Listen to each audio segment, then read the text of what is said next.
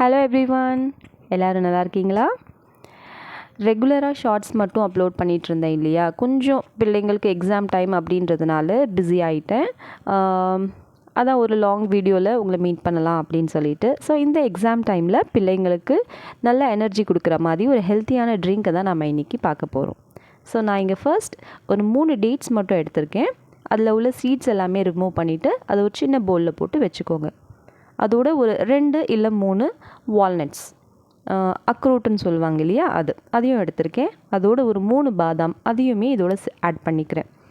இங்கே நான் எடுத்திருக்கிறது சியா சீட்ஸ். இது வெயிட் லாஸ்க்கு ரொம்ப நல்லது. கொலஸ்ட்ரால், பிபி இந்த மாதிரி ப்ராப்ளம்ஸ்க்கெல்லாம் ஒரு நல்ல ரெமெடியாக இருக்கும். அதையும் ஒரு சின்ன ஸ்பூன் அளவுக்கு இதில் ஆட் பண்ணிக்கோங்க.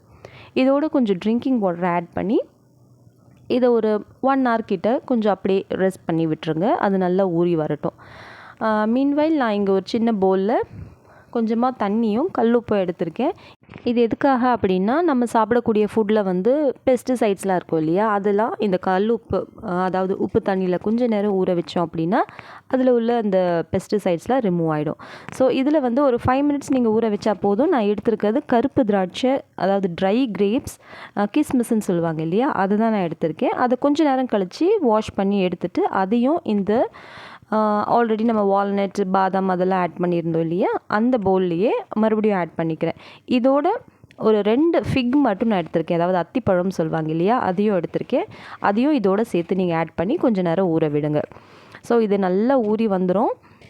ஃபிக்கு உங்களுக்கு வேணும்னா நீங்கள் ஆட் பண்ணிக்கலாம். அனிமிக்காக இருக்கிறவங்க வந்து ஃபிக்கு நீங்கள் ஆட் பண்ணிக்கோங்க. அப்படி இல்லையா, பிள்ளைங்களுக்கு வந்து இந்த டேஸ்ட்டு பிடிக்காது அப்படின்னு நினச்சிங்கன்னா அவங்களுக்கு இந்த ஃபிக், அத்திப்பழத்தை வந்து நீங்கள் அவாய்ட் பண்ணிக்கலாம். இப்போ இது எல்லாத்தையுமே வந்து அந்த ஊற வச்ச தண்ணியோடு அந்த மிக்சர் ஜாரில் ஆட் பண்ணி நல்லா கிரைண்ட் பண்ணி எடுத்துக்கிறேன். இதோட ஒரு சின்ன பீஸ் ஆப்பிள் மட்டும் நான் எடுத்திருக்கேன்.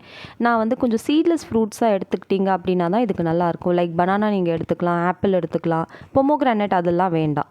இது நல்ல ஃபில்லிங்காக இருக்கும். ஒரு 11 o'clock வரைக்குமே பசியே எடுக்காது. ஸோ இந்த ட்ரிங்க்கை நீங்கள் எல்லாருமே ட்ரை பண்ணிவிட்டு எப்படி இருந்துச்சுன்னு கமெண்ட்டில் சொல்லுங்கள். தேங்க்ஸ் ஃபார் வாட்சிங் my channel. Meet you all again. By.